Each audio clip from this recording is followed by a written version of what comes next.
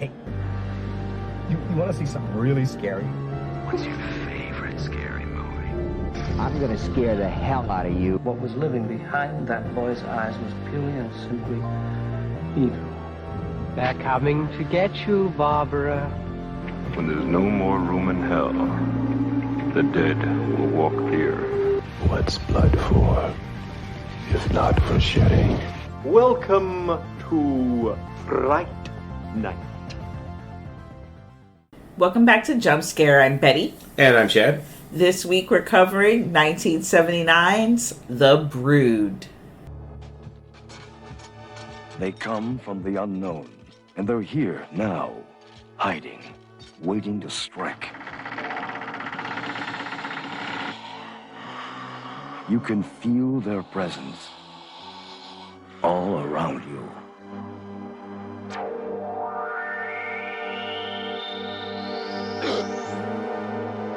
Never before have you come this close to the edge of terror.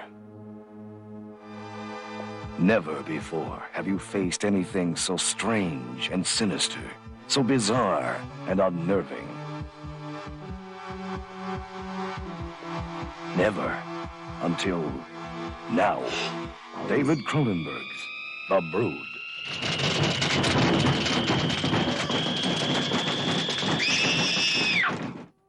Are you ready for me, Frank? I seem to be a very special person now. I'm in the middle of a strange adventure. I want to go with you wherever you go. Do you? Yes. Then look! The Brood. You can run. You can hide and hope they won't find you. But you won't escape. Once unleashed, The Brood will destroy anyone who gets in their way.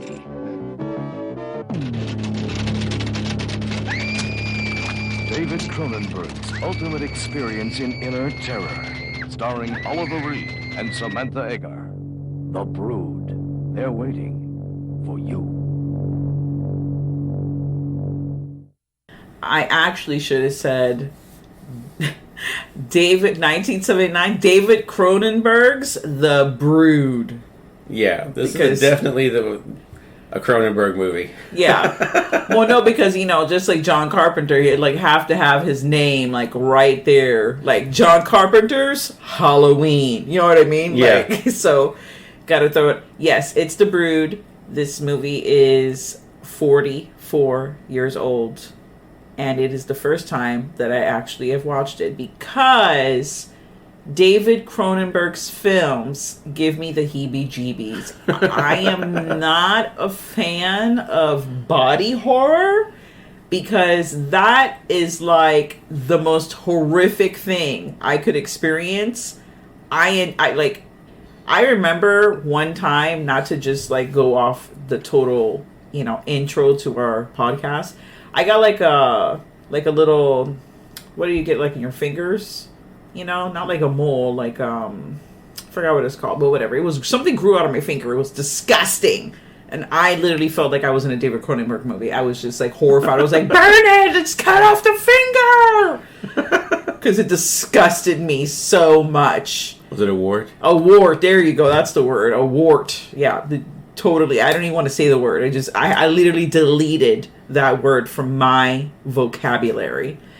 So there are, several different people in this film whom probably none of you even know who these people are, depending on your age and life currently. Yeah. I didn't know who these people were, so... Well, a lot of these people have gone on to do a lot of things. Like, Oliverreed is pretty famous. He has done a ton of things. Most famously, the horror fans will know him from two movies. But besides this, will be The Devils, which he plays the priest that goes to the convent and things go very badly. And then he's another one called Venom that I have not seen, but I believe is kind of a Snakes on the Plane situation. There's a venomous snake loose in a house they're trying to get out of. And you have Samantha Edgar, who has been she's been in a ton of things. She's been in movies all throughout the 60s, 70s, and 80s. And Arthindle plays the other main character in this. He plays Samantha Eggar's husband. And he's been in a lot of things. He's a character actor that's been in... If there was a TV show in the 80s and 90s, he was in it. He's in Murder, She Wrote, Walker, Texas Ranger. He's one of those guys that's in 1 or 2 episodes of everything, and he's still acting to this day. He was in a show as recently as 2022. He was in Christmas at Wolf Creek. He's been in the Holly Hobby TV series, which I didn't even realize they had made that until I saw that on there. I'm like, wow, they brought that back from the 80s? Wow. But yeah, so there's people you'll recognize in it, but you may not. They're not all household names. Of course, written and directed by Cronenberg. And this was the first movie he did with Howard Shore as the music, too, which I think Howard Shore has done the music for all of his except for Dead Zone, maybe? Yeah, Dead Zone's the only one he didn't do. Which is weird, because that's another famous Cronenberg one. This film is one of the horror movies that was picked up for restoration by the Criterion Collection. That's something that doesn't happen for every single horror film. Yeah. Although I think most of Cronenberg's may be in there now. I know The Brood is in there. I know Videodrome's in there. Maybe The Fly. I'm not sure. At least a couple of his are in there. Yeah, well, definitely The Brood. I don't know about The Fly, but this movie does deal with, obviously, it's psychological body horror. Yeah. But, and we don't really go really in depth to, like, we're not that podcast where we're gonna intellectually break down a film, you know, more power to you. But this is one that you just, for me, I can get away from the moment the movie opens. I'm like furiously like writing my notes like, what the fuck kind of therapy is this? This is creepy. Like, I love the fact that Oliver Reed, when he does the therapy in this, he's the therapist that's helping him, and it's the psychoplasmics is the therapy that he does. And he has to put on what looks like a karate outfit. Yeah, and he's like booty naked underneath, I think, because you just see his chest hairs. Yeah, it's like he puts on a karate gi in order to sit down and do this therapy with him, just in case he has to fight him, maybe. I don't know. But yeah, he's sitting on the stage with a guy when it starts off doing his therapy, and it's that creepy role-playing therapy in front of a whole crowd where he's playing the daddy, and the guy has daddy issues, and he's yelling at him. Yeah, and then as it goes on, you see the guy just like spontaneously develop like sores all over his body. You're like, oh, that's not good. Yeah, that's the whole thing of the psychoplasmics. Yeah, is that you can manifest things on your body or on other people's bodies to help you deal with the trauma of what you've gone through. And I love how the guy in here that Arthindle's playing, Frank, he's just saying in the audience, bored as fuck watching this. He's like, do I really have to sit through this horse shit just to get to see my kid? Like, you're watching boils pop out on someone's body spontaneously, and this is boring to you? You're like, come on, man. I got places to go. I don't know. But that scene, which I felt like took maybe 45 minutes. It was a really long fucking scene.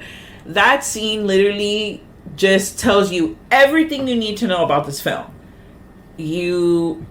For me at least, I knew what I was getting into to some degree, where this movie really is about, you know, childhood trauma, and how, I don't want to say it's inherited, but that can be passed down from parent to child. You know, that child grows up and passes it to their child, and how it's something just like genetics that can be passed down and has been passed down.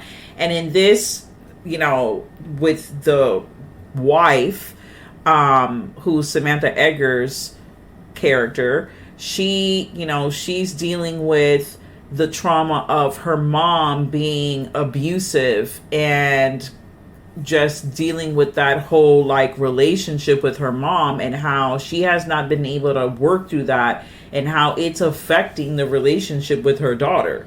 Yeah. And, you know, on top of other little things that she has, because now she's divorced. She's the ex-wife of Arthindle. So, but in her mind, she still hasn't been able to work through that divorce. She still is living a fantasy of that I'm going to get better and I'm going to get my family back. Yeah. You know? So there's a lot to like unpackage. But how and why Cronenberg was like, and I know the whole thing was like he was dealing with his own divorce at the time, right? Yeah. How his mind was like, yeah, I'm dealing with my divorce, but I'm just gonna write this like screenplay about like how a mom is like going through some shit and is like going through experimental therapy, and shit is gonna unravel really badly. And it's gonna go real bad for everybody. In a weird fucking way, like in a way that you would never think that it's gonna go. Cronenberg is like, that's his normal life. It's like, that's normal for me. This is what I'm doing. But yes, the plot is, you know, a man and his mentally ill wife. She's kind of like away at like this experimental therapy at a therapy camp, which, you know, was a thing in the 70s. You just go off into the mountains and yell about your feelings until you're better. Yeah, the fresh air is going to do you good. You know, maybe some that was a thing exercise. Was that in The Howling too? They also went off to the retreat. I believe, yeah, they also went off to the retreat. Yeah, they off in the mountains to have a nice retreat, and it ends up broken up with werewolves. The moral of the story is, when you go off in a retreat in the mountains, bad fucking things happen. Yeah, well, that's true. Yeah. Ticks, yep. Which we will cover at a later time. Yeah. So, and then all of a sudden, a series of brutal murders just fucking start occurring, just randomly, like out of nowhere. Not randomly, to people she knows. Okay, well, randomly meaning like they just came out of like nowhere. Like, why though? I mean, we find out why in a sense. So, this, like I said before, is my first time watching it. Since I've become a mom, I have been highly sensitive to films that deal with any children going through things, you know, especially in the horror genre. I'm not about it. It makes me feel really uncomfortable. It makes me feel mad, sad. I mean, this is one of those horror movies for me where, like, I was going through all the fucking motions. I was just horrified. I was angry, you know, angry that you would, like, do this to, like, your kid. Yeah. You know, and, like, it just saddened me. But...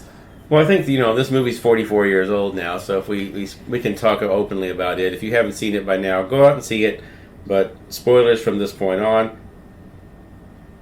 And you figure out pretty early on that every time she has a strong emotion about someone, these small children or small people show up at the house and brutally murder whoever this is. You're like, oh, that's not good. She's obviously got something going on here. And they show up and they all look very creepy because they're all just wearing the little kids' jumpers. Like, it's Canada, so it's cold as fuck up there. So everybody's wearing the, like, snow pants, jacket, hat, and, you know, they're walking around. So they kind of blend in if you don't look at the face. No, the face was a giveaway. Yeah, when you see the face, like, if you see them from behind, you're just like, oh, it's a little kid walking down the street. When you see them in the face, you're like, oh, no, they're a 100-year-old little kid with a weird fucking claws, and no, I don't like it. The makeup is terrible. I'm just gonna throw that out there. It's really, really bad. I don't know why it's so bad. I mean, obviously, it's the late 70s, but I think this was one of Cronenberg's first movies. So I think this was one before they started giving him a lot of money to do things. You know. I know. It's just my thing is like, didn't Alien come out in the 70s? Like, in late 70s? But I mean, that movie was fucking amazing. And this is just basic ass face makeup. But that's just me being really nitpicky. But it looks like it literally looks like the makeup from that Twilight Zone episode, The Nightmare at 20,000 Feet. It looks like that makeup. It reminds me of the makeup. It looks really freaking weird, like very Cro-Magnon.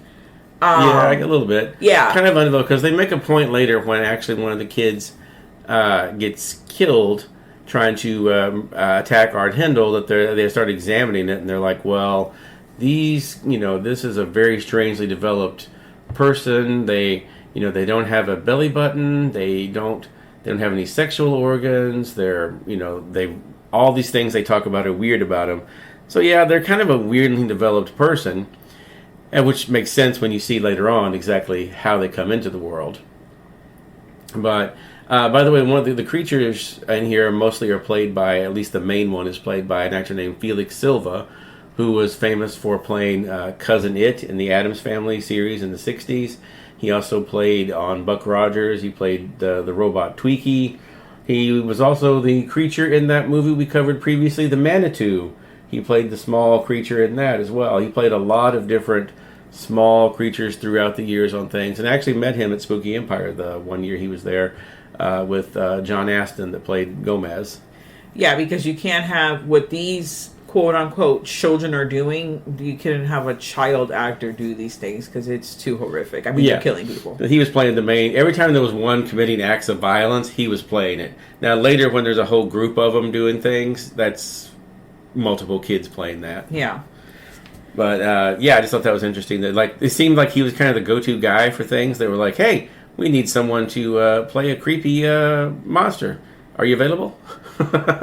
I will say that if you are someone that needs further explanation of how said beings came to be, like further than what they kind of show you, you're going to be very disappointed. So if you're that person that I need to know how it happened, like how, like you're going to come away like not feeling fulfilled. You're going to be mad.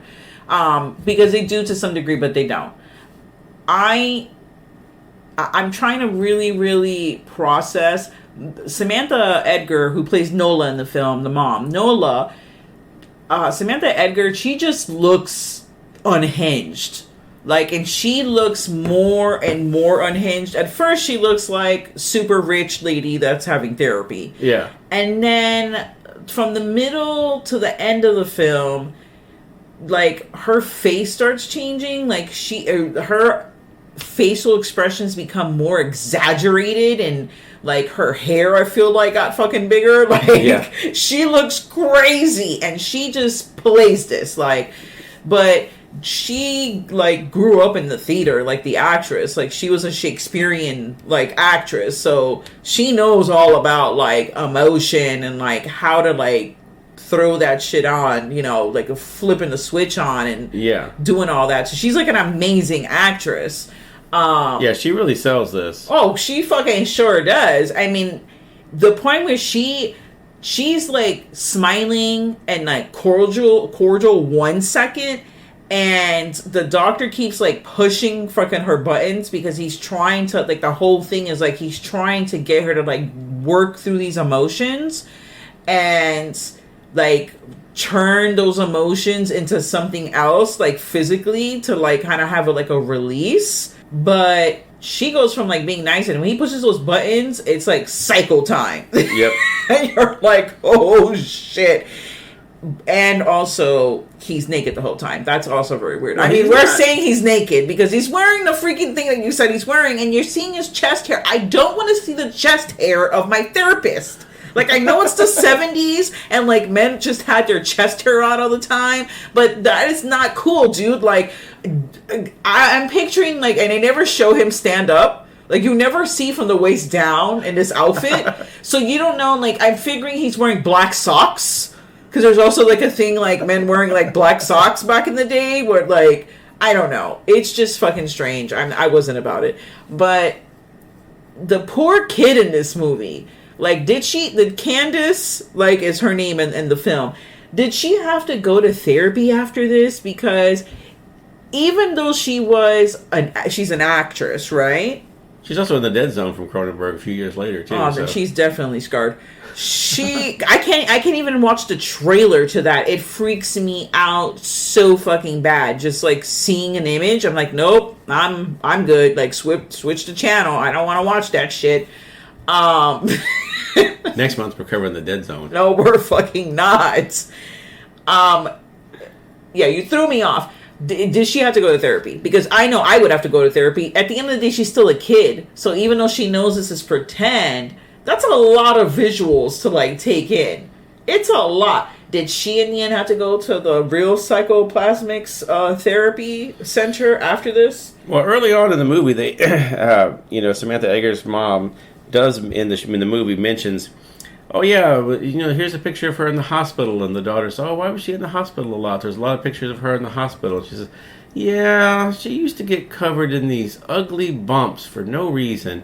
He used to just show up, and then someday they would go away. And because you also find out the mom was being abusive to her, and so when it all comes down to it, and they were never able to. The doctors were never able to figure out why she had these boils on her. So you figure out later when they show later that Dr. Raglan, he knows that these things are coming from her, because he says oh yeah, early on in the movie, the guy Frank, he finds out that when he takes the daughter home, he sees she's got scratches on her and bruises, and he assumes the mom did it. You find out it's the little brood creatures that beat up the daughter, because whatever the mom is feeling for someone, these things feel it tenfold, and they go out and so they beat the daughter up because the mom was mad at her. They killed her mom because she was mad. They killed her dad because she was mad at him. And the doctor knows that when she gets upset, these boils that grow on her just grow into a big fucking sack with a little tiny one of these brood creatures in it that grow up pretty fucking quick, apparently. Because how long has she been at this retreat? A couple of months? I don't know, but there was at least a dozen of them. Yeah, there was a lot of fucking kids. I was not expecting there to be so many of them. Yeah. And that's not even including the two that already died. Yeah, so they're there's a lot of them up there. So he's been doing a lot of experiments to make her angry, just so he can see these things pop off of her. Because obviously he's one of those guys that's the typical mad scientist in the movie. That's oh, Dr. Raglan, what have you been doing up here at your psychoplasmic camp? Well, I've been proving the existence of it beyond a shadow of a doubt. We've bred a little army of brood children over here that respond to this woman's emotions. How can that go wrong, possibly? Yeah, I don't know what his end game was. I don't know if he thought that if she was able to work through all this rage that she had, because that's what was manifesting these beings, that eventually she would just get it out of her system and then she would be fine. And then, if you really think about it, one would be okay, well, you just said that she had these, wells when she was a kid. Why wasn't she popping off, things then? But that's because she didn't have her reproductive, she wasn't a mom yet. She hadn't had a child. Yeah, she hadn't gone through her period yet. Maybe that was just a kid. Or but maybe then when she never got mad when she was a teenager. The inconsistency of, because did it stop then for a certain amount of time? Did she just live her life? Because this woman's already, we're going to assume, let's just play devil's advocate. Let's say she was no older than 35. Yeah. So she spent all of her childhood, okay, cool, because she's a kid, so she doesn't have, her period. Then she got her period, she was, whatever age. Then she's a teenager, all of her 20s. She spent that whole time without popping these things off. So what was it? Because she obviously got mad beforehand, and the daughter's 10 years old.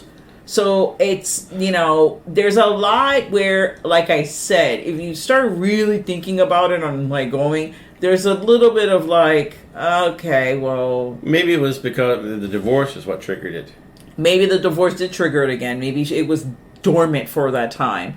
But like I said before, it's the cycle of her rage towards Well, what I'm thinking, too, is her parents. At the end of the movie, the very end, after... Well, spoiler alert. Well, don't get to that yet, because I really wanted to go to, the cycle of the thing.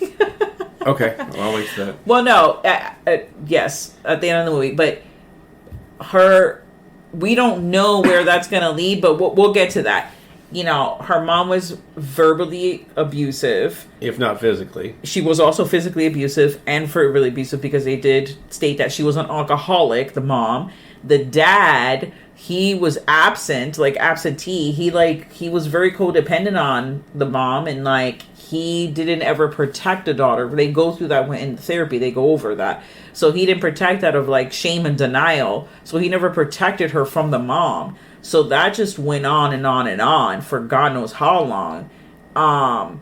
But that's the first two people that died in the movie. you go after the mom. Free goes after the mom first, because then he's talking to her about the mom, and then she doesn't know that the mom has passed away, because when the husband goes to talk to Raglan, he's like, no, the father actually goes to talk to her father goes to talk to Raglan and says, we gotta let her know that her mom died. She has to go to the funeral. And he's like, no, I'm not doing that.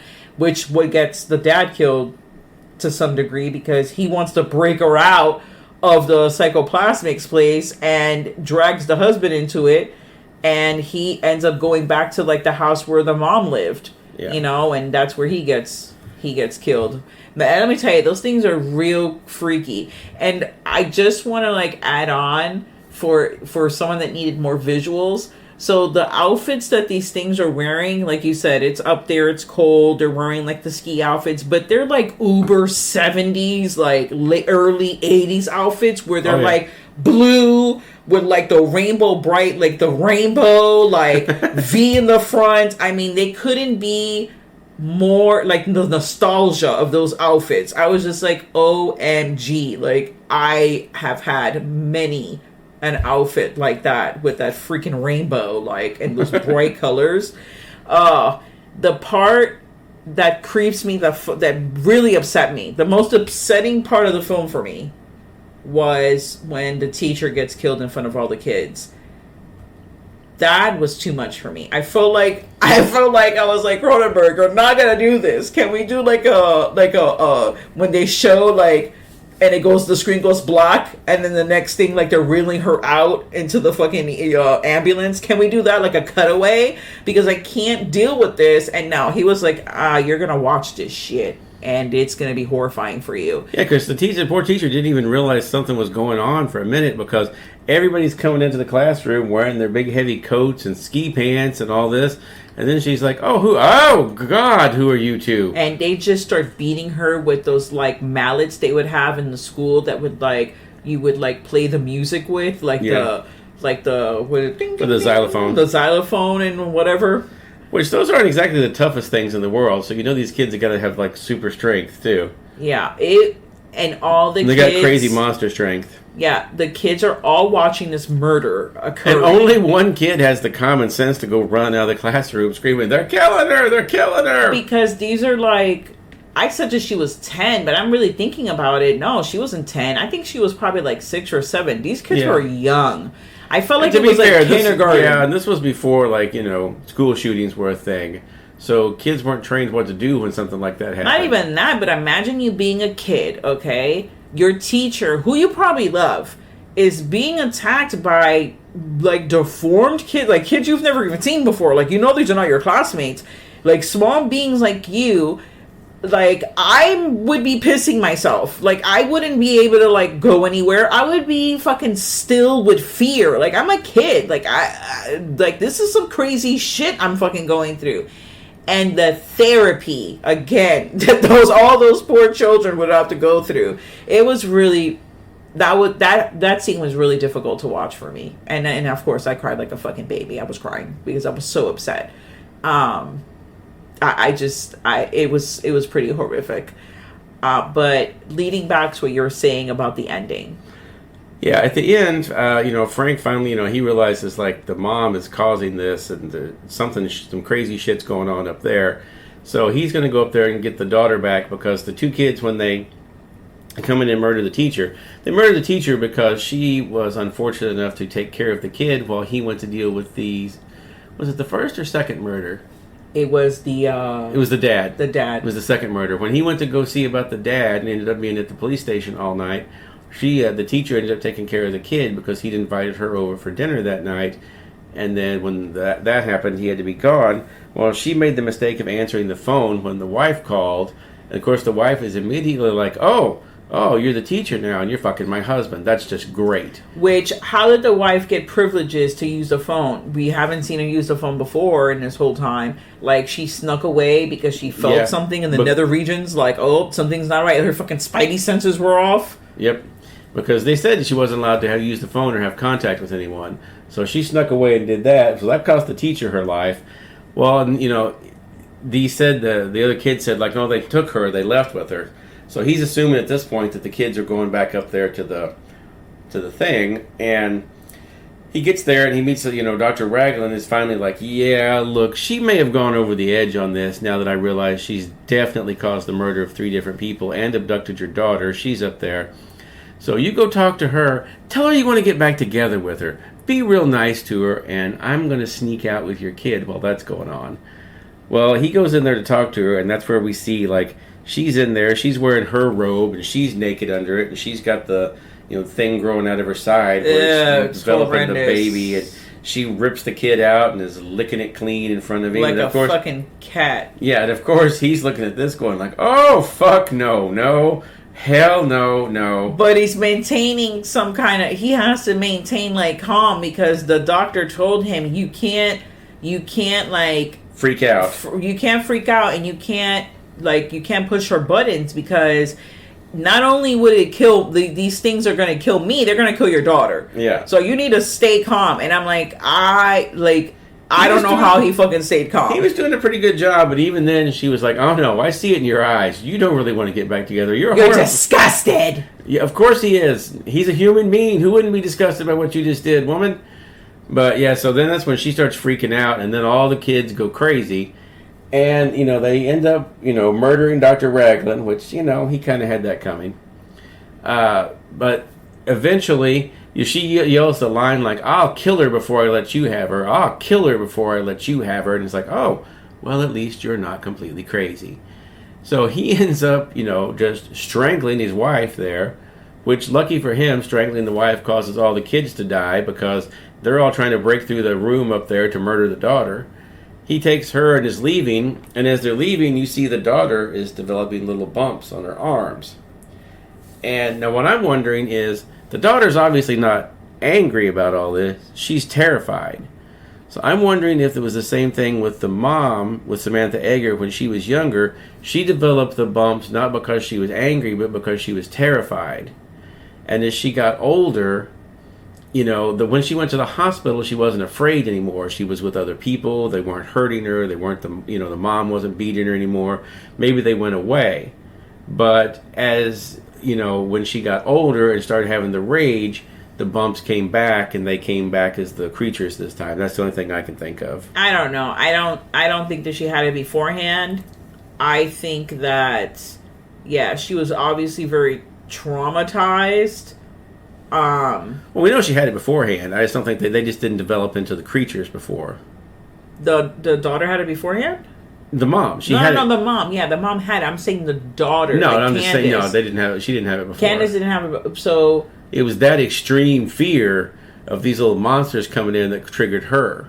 I think it's the anger of the whole situation. I would be angry at my mom if she freaking had some random ass children that were trying to fucking kill me, and then... now I don't even have my mom anymore. I would be, and my mom let these children, even if she did it.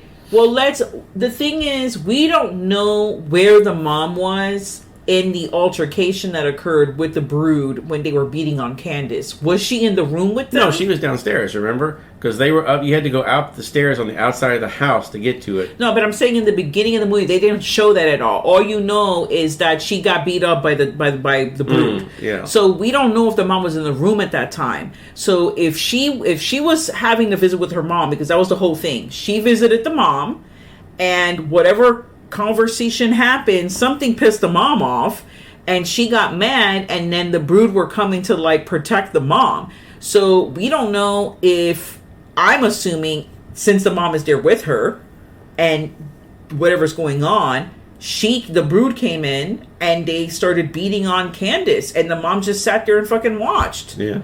So hello, I mean, we're gonna assume that happened because we know that the brood did it, and that the mom, she was there to visit the mom. So those are the factual things that we do know. Obviously, the rest is fill in the blank, but for me, it's like the thing that makes the most sense. Yeah.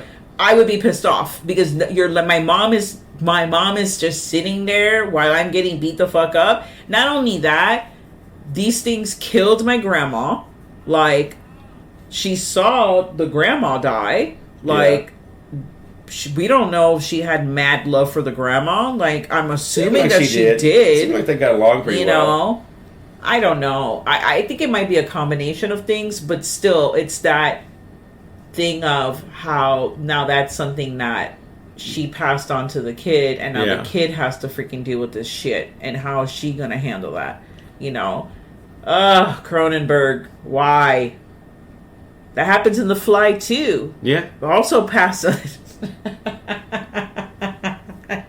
I'm sorry, I had to reference The Fly too.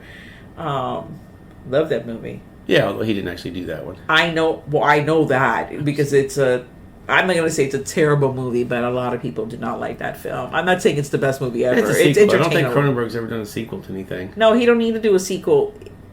He's fine with whatever he's doing. He doesn't need a sequel to his movie. Like, we don't need... Well, maybe Crimes of the Future, that kind of... I don't want to say it's a sequel, but he kind of did that movie, and then he kind of did it again. Like, he did a short of it later in the 80s or whatever, and then later on made it into like full feature. But something that he revisited, we'll say.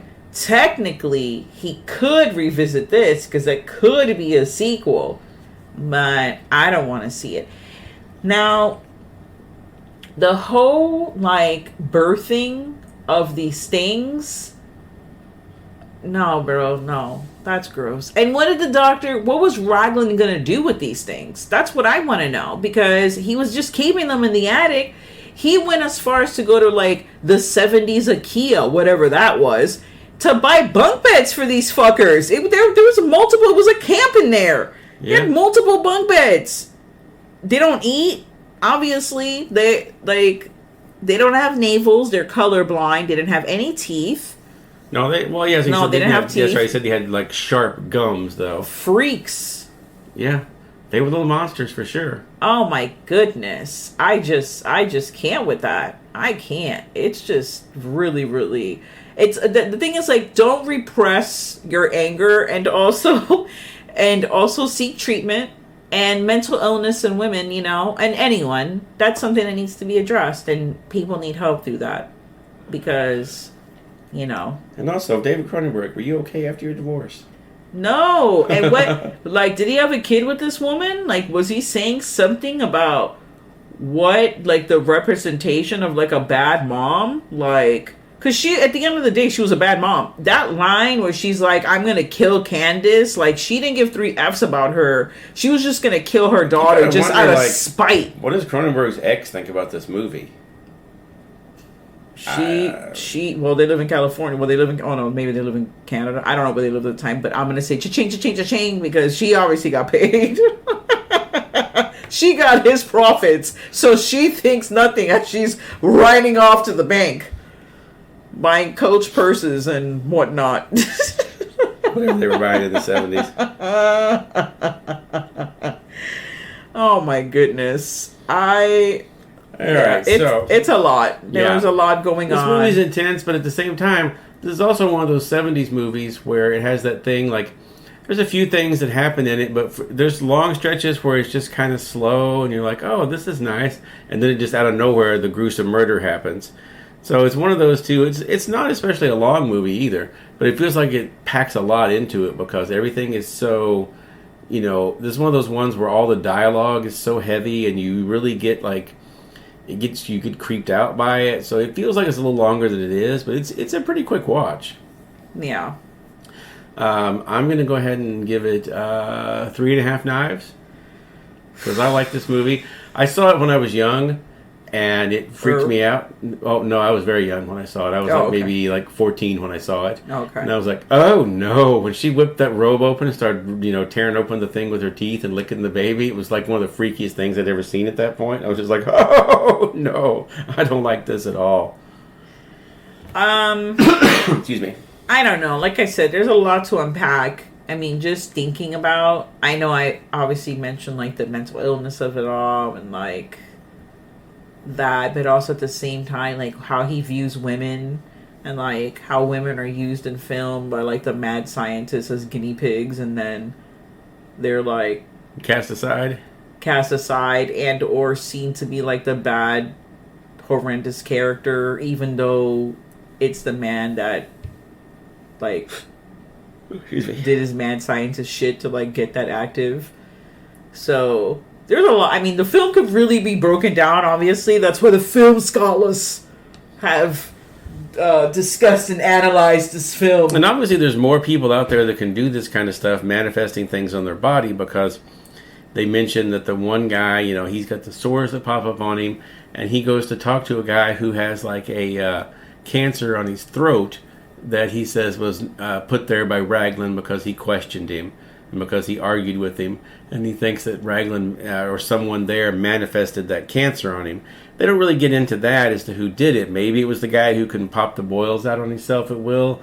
Maybe he was able to pop out cancer on this guy. It's the guy that always wears the towel around his neck. Yeah. That's like, has that horrible like tumor on his neck, and you're like, oh God. I'm gonna tell you this. If I knew that this is what was happening at this psychoplasmics place, I'm gonna be like, yeah, 1-800, call another therapist. I'm not trying to go to this like wacko who's doing weird fucking things, because I'm not trying to have shit pop out of my body.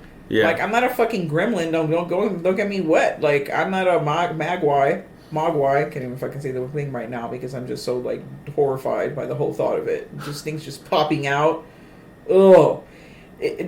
What's wild about the film, I feel like there's obviously points where there's, you know, murders occurring. But I'm not gonna say they're not gruesome. They happen. They're pretty within the line. They're not insane murders. If it wasn't for the scene at the end with the baby, this could be a PG-13 movie. Yeah, that scene is what takes it, and I feel like that's the scene in every, like, oh, the 100 scariest scenes and whatever. That scene is because that scene, like, she just... She looks like the mom from Carrie, like, at the end, like, Margaret White. Like, she looks like her, like... dressed in like the fucking ethereal, like maternal, like white, like I'm innocent, and just lifts that thing up and just shows that like sack. Oh, it's disgusting. That's where all the money went for the fucking special effects. It went into that nasty ass sack, and like that baby looked mad real coming out of that sack. Yeah, it was like intense. It looked like, you know, an undeveloped fetus. It was not. It was, and then you told me that was a whole thing that she improvised by licking that thing. Yeah. Fuck no, dude. Fuck no. That scene alone is what makes the whole fucking movie. Yeah. Like, that lands it on the list, like you said, of scariest movie moments. That's always the one you see. I give the film also 3.5 knives. Yeah. It sticks with you. Once you see it, it's hard to forget it. It does. I probably could go more, like, analyze it a bit further, but I can't get in the mind of fucking David Cronenberg, okay? Only his son could. Barely. Like, no, I can't get in there. That's not for me to go poking around to see what the heck he was fucking thinking. Yeah, you don't want to go poking around in David Cronenberg's mind. I don't even... You know what's crazy? I bet you David Cronenberg's dreams is like he's fucking like floating down a river that's made out of fucking chocolate. There's fucking unicorns and rainbows and shit. It's like the most normal, like fun fucking dream ever. Well, you've seen the thing where he's like with his grandkid at the birthday party, and he's wearing like the party hat, and he's eating like a piece of vanilla, like cotton candy cake. And he's just looking as happy as he can be, just sitting there with the granddaughter eating cake. And you're like, this is the same guy who made The Brood, The Fly, and everything else. And he just looks like the typical happy grandpa hanging out with a thing. And you're like, one day this kid is going to watch those movies and go, oh, grandpa did that? That's crazy. I can't imagine grandpa ever doing that. I'm going to tell you right now, out of everything that I have seen from Cronenberg, that image that you just described that I have seen is the scariest image of all. That is just horrifying. Well, you know, he's plays a recurring character on Star Trek Discovery now too, which the first time they said, oh, we need you to talk to the guy from the Special Investigations Unit, and David Cronenberg came out. I was like, oh god, this is going to go poorly for them. No, he's showing up in a lot of different things. Yeah, he's showing up on stuff. I'm like, I don't know. He enjoys acting apparently, and just doesn't get a chance to do it much, but. You know, good for him that now that he's a little older, he's kind of You know, he's not trying to crank out a movie every year or two. That, you know, now he does these things when he wants to. He wants to show up on Star Trek. Obviously, he must have liked Star Trek or he wouldn't have taken the part. So it's one of those things of like, you know, you get to live out some of your fantasies. Hey, I get to be on Star Trek. Why not? Good for him. Good for you. Yay. Well, thank you so much for joining us in another episode of Jump Scare, the horror podcast. Stay tuned to the horror. And now, folks, it's time to say goodnight. We sincerely appreciate your patronage and hope we've succeeded in bringing you an enjoyable evening of entertainment. Please drive home carefully and come back again soon. Good night.